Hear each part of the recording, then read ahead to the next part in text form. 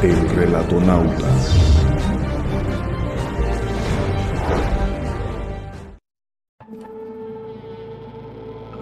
El horror de Dunwich, capítulo 7.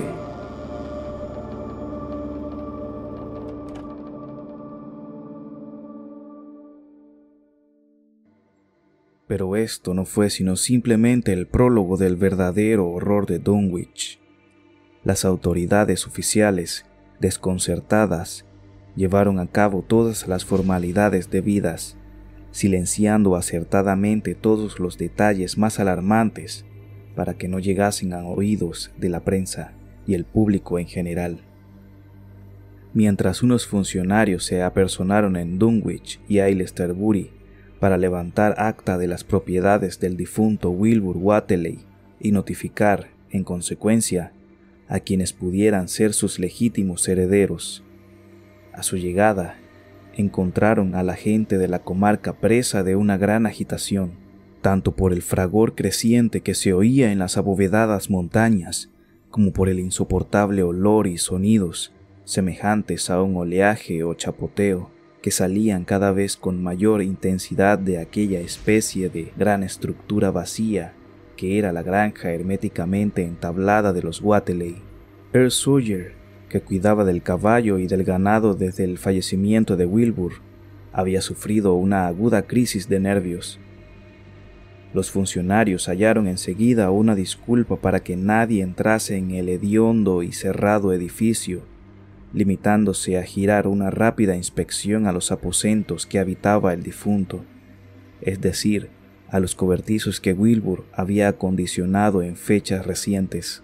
Redactaron un voluminoso informe que elevaron al juzgado de Aylesbury, y según parece, los pleitos sobre el destino de la herencia siguen aún sin resolverse entre los innumerables Whateley, tanto de la rama degenerada como de la sin degenerar, que viven en el valle regado por el curso superior del Miskatonic, una casi interminable manuscrito redactado en extraños caracteres en un gran libro mayor y que daba toda la impresión de una especie de diario por las separaciones existentes y las variaciones de tinta y caligrafía. Desconcertó por completo a quienes lo encontraron en el viejo escritorio que hacía las veces de mesa de trabajo de Wilbur.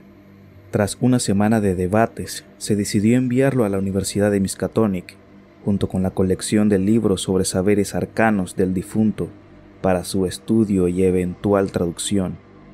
Pero al poco tiempo, hasta los mejores lingüistas comprendieron que no iba a ser tarea fácil descifrarlo. No se encontró, en cambio, la menor huella del antiguo oro con el que Wilbur y el viejo Whateley solían pagar sus deudas.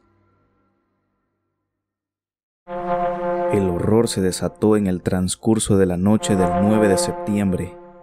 Los ruidos de la montaña habían sido muy intensos aquella tarde y los perros ladraron con fenomenal estrépito durante toda la noche. Quienes madrugaron el día 10 advirtieron un peculiar hedor en la atmósfera. Hacia las 7 de la mañana, Luther Brown, el mozo de la granja de George Corey, situado entre el barranco de Cold Spring y el pueblo, bajó corriendo presa de una gran agitación del pastizal de 10 acres a donde había llevado a pacer las vacas. Estaba aterrado de espanto cuando entró a tropicones en la cocina de la granja, mientras no menos despavoridas vacas se ponían a patalear y mugir en tono lastimero en el corral, tras seguir al chico todo el camino de vuelta tan atemorizados como él. Sin cesar de jadear, Luther trató de balbucir lo que había visto a la señora Corey. Arriba, en el camino que hay por encima del barranco, señora Corey, algo pasa allí. Es como si hubiese caído un rayo. Todos los matorrales y arbolillos del camino han sido cegados como si toda una casa les hubiese pasado por encima. Y eso no es lo peor. Hay huellas en el camino, señora Corey. Tremendas huellas circulares tan grandes como la tapa de un tonel y muy hundidas en la tierra, como si hubiese pasado un elefante por allí. Solo que las huellas tendrán más de 4 pies. Miré de cerca 1 o 2 antes de salir corriendo, y pude ver que todas estaban cubiertas por unas líneas que salían del mismo lugar, en abanico, como si fuesen grandes hojas de palmera, solo que 2 o 3 veces más grandes, incrustadas en el camino, y el olor era irresistible, igual que el que se respira cerca de la vieja casa de Wateley. Al llegar aquí el muchacho titubeó, y parecía como si el miedo que le había hecho venir corriendo todo el camino se apoderase de él de nuevo. La señora Corey, a la vista de que no podía sonsacarle más detalles, se puso a telefonear a los vecinos, con lo que empezó a cundir el pánico, anticipo de nuevos y mayores horrores por toda la comarca.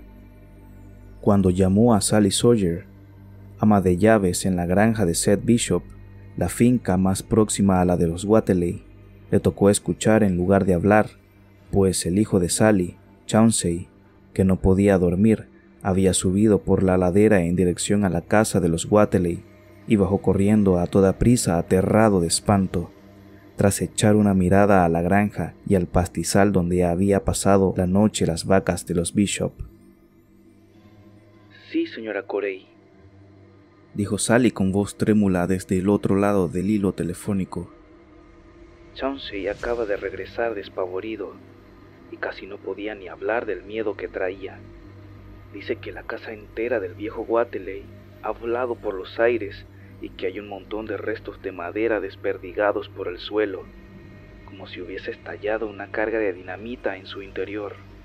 Apenas queda otra cosa que el suelo de la planta baja, pero está enteramente cubierto por una especie de sustancia viscosa que huele horriblemente y corre por el suelo hasta donde están los trozos de madera desparramados, y en el corral hay unas huellas espantosas, unas tremendas huellas de forma circular, más grande que la tapa de un tonel, y todo está lleno de esa sustancia pegajosa que se ve en la casa destruida. Chauncey dice que el reguero llega hasta el pastizal, donde hay una franja de tierra mucho más grande que un establo totalmente aplastada, y que por todos los sitios se ven vallas de piedra caídas por el suelo.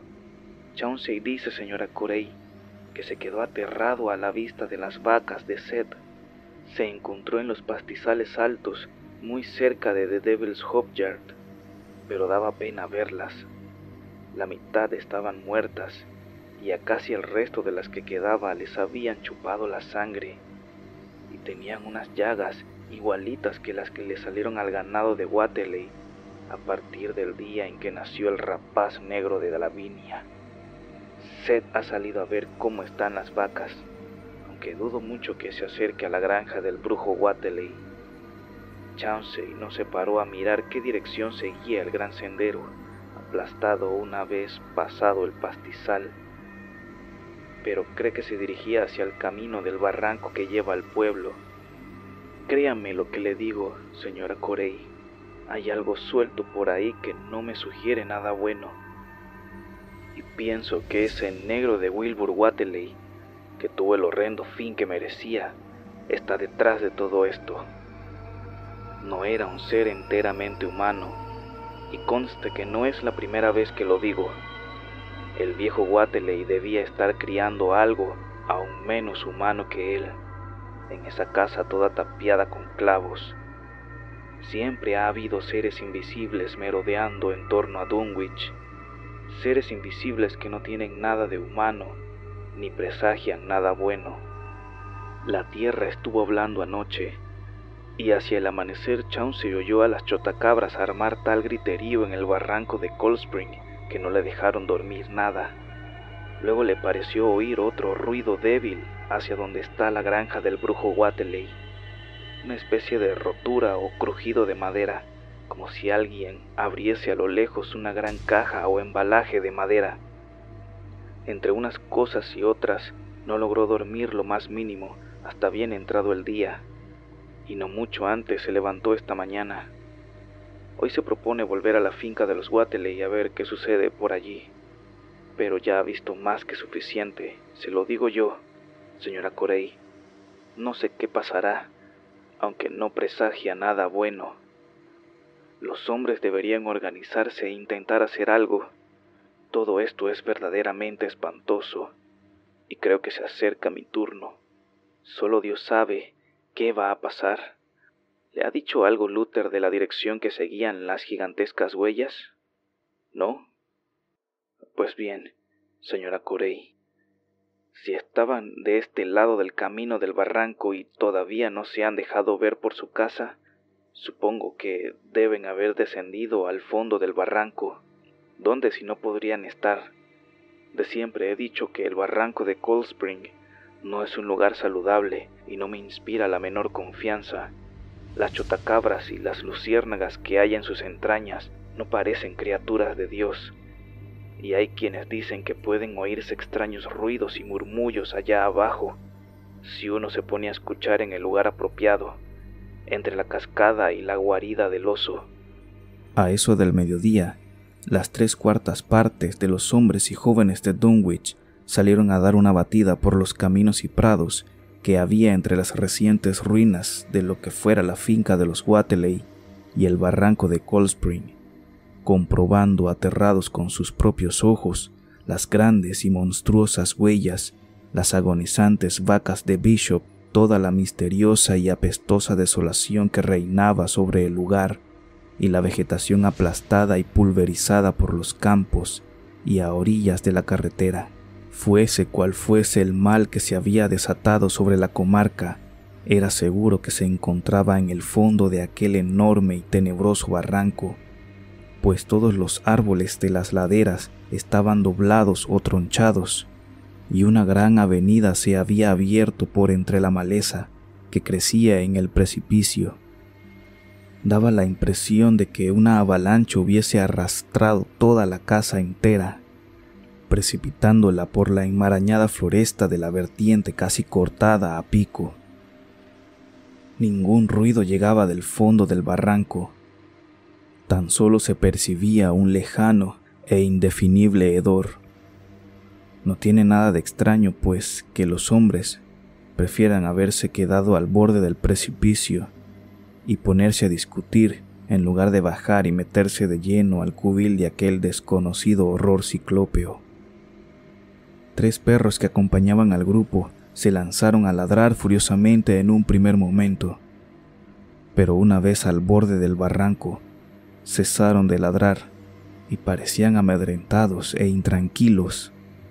Alguien llamó por teléfono a Aylester Bury Chronicle para comunicar la noticia, pero el director, acostumbrado a oír las más increíbles historias procedentes de Dunwich, se limitó a redactar un artículo humorístico sobre el tema, artículo que posteriormente sería reproducido por la Associated Press.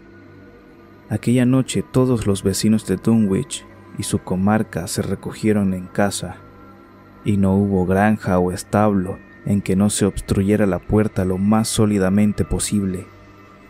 Huelga decir que ni una sola cabeza de ganado pasó la noche en los pastizales. Hacia las 2 de la mañana, un irrespirable hedor y los furiosos ladridos de los perros despertaron a la familia de Elmer Fry, cuya granja se hallaba situada al extremo oeste del barranco de Cold Spring, y todos coincidieron en decir haber oído afuera una especie de chapoteo o golpe seco.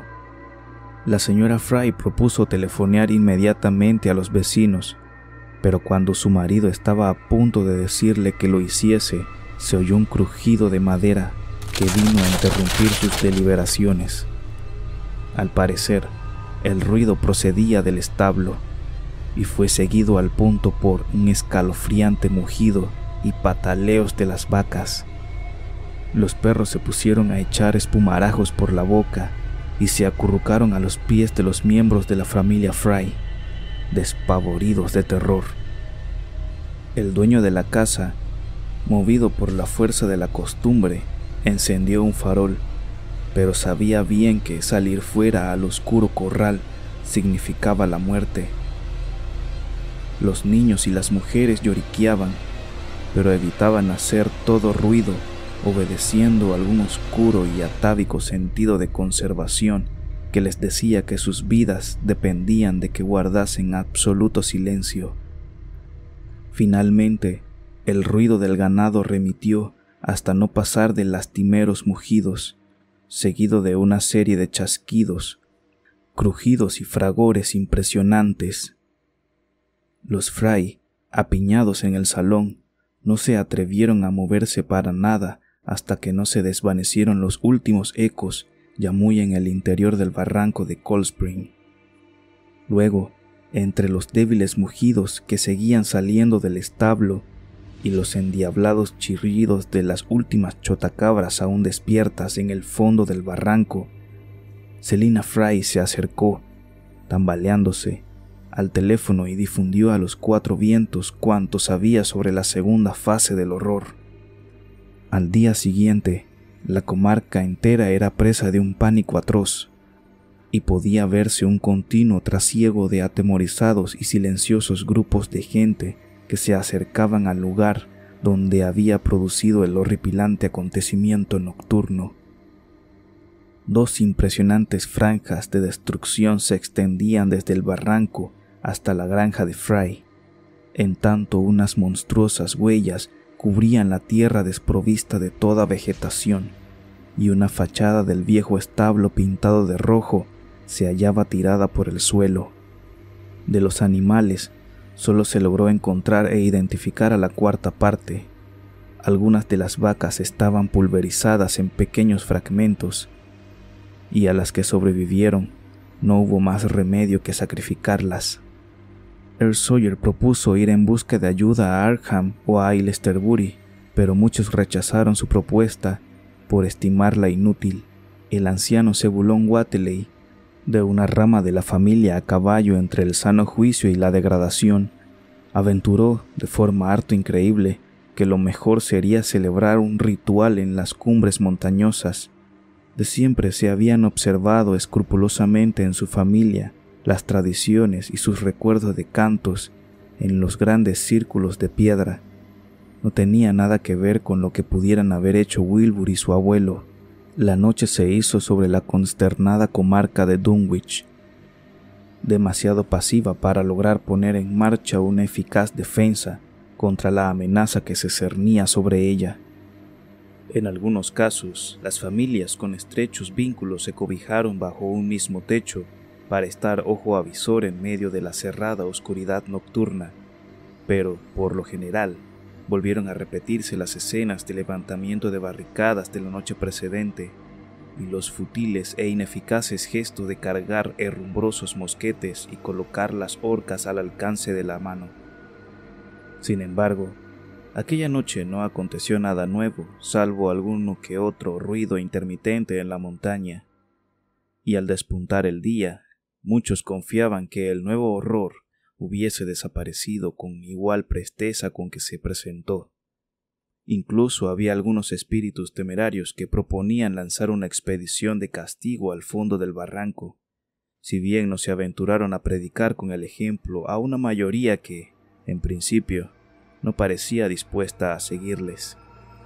Al caer de nuevo la noche, volvieron a repetirse las escenas de las barricadas, aunque esta vez fueron menos las familias que se agruparon bajo un mismo techo. A la mañana siguiente, tanto en la granja de Fry como en la de Bishop, pudo advertirse cierta agitación entre los perros e indefinidos sonidos y fétidos olores en la lejanía, mientras que los expedicionarios más madrugadores se horrorizaron al ver de nuevo y recientes las monstruosas huellas en el camino que orillaba Sentinel Hill. Al igual que en ocasiones anteriores, los bordes del camino estaban aplastados, indicio de que por allí había pasado el imponente y monstruoso horror infernal que asolaba la comarca. Esta vez la conformación de las huellas parecía sugerir que había marchado en ambas direcciones, como si una montaña movediza hubiese salido del barranco de Cold Spring para regresar posteriormente por la misma senda.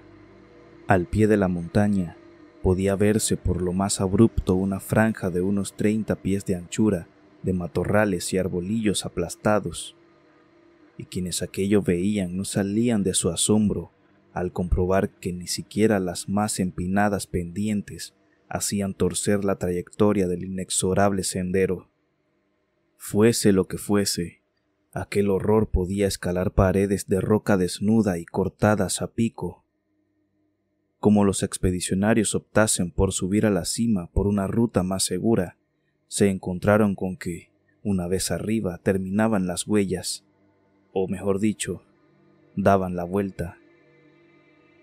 Era precisamente allí, en la cumbre de Sentinel Hill, donde los Wateley solían celebrar sus diabólicas hogueras y entonar sus no menos infernales rituales ante la piedra con forma de mesa en las fechas de la víspera de mayo y de Todos los Santos.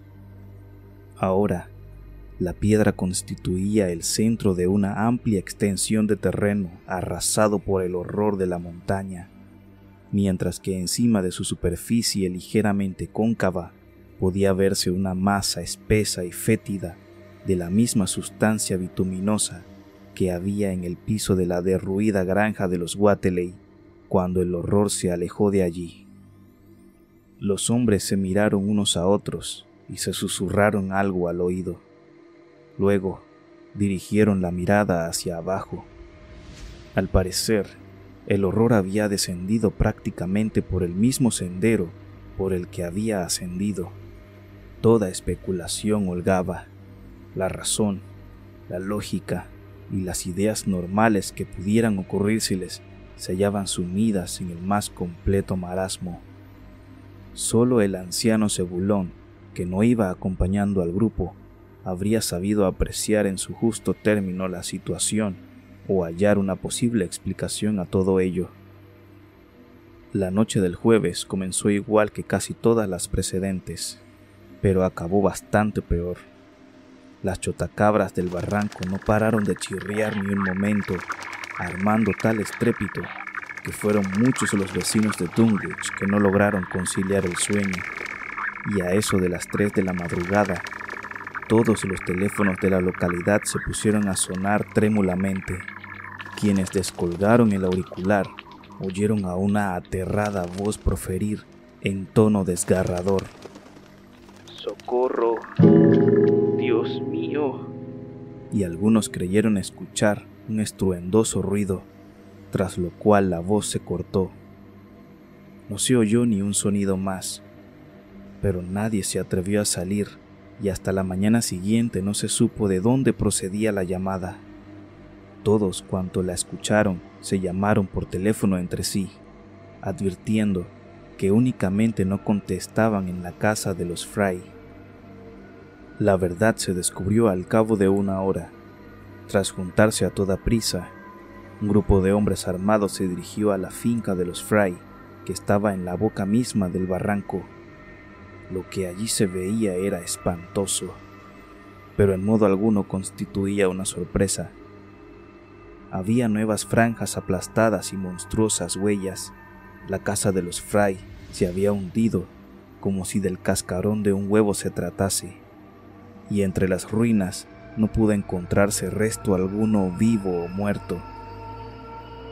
Solo un insoportable hedor y una viscosidad bituminosa.